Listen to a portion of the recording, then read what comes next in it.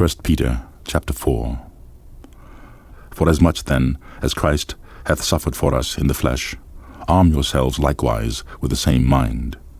For he that hath suffered in the flesh hath ceased from sin, that he no longer should live the rest of his time in the flesh to the lusts of men, but to the will of God. For the time past of our life may suffice us to have wrought the will of the Gentiles, when we walked in lasciviousness, lusts, excess of wine, revellings, banquetings, and abominable idolatries.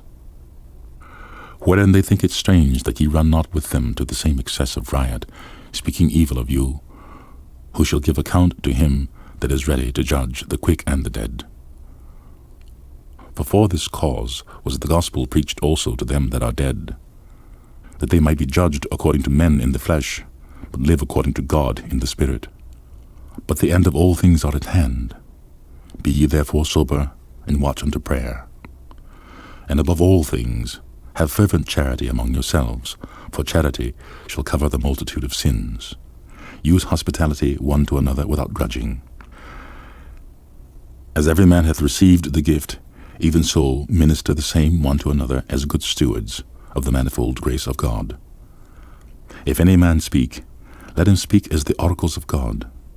If any man minister, let him do it as of the ability which God giveth, that God in all things may be glorified through Jesus Christ, to whom be praise and dominion for ever and ever. Amen.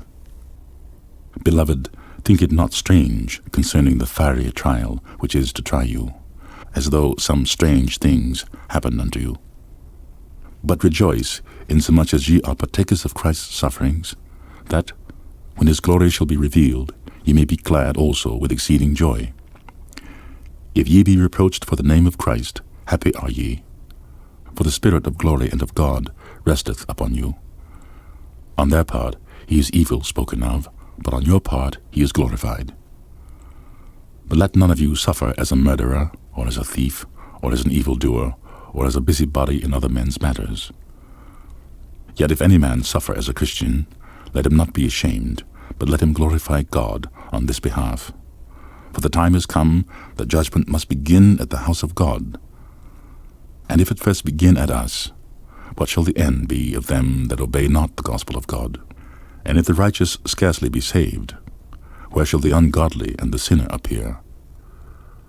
Wherefore let them that suffer according to the will of God commit the keeping of their souls to him in well-doing, as unto a faithful Creator.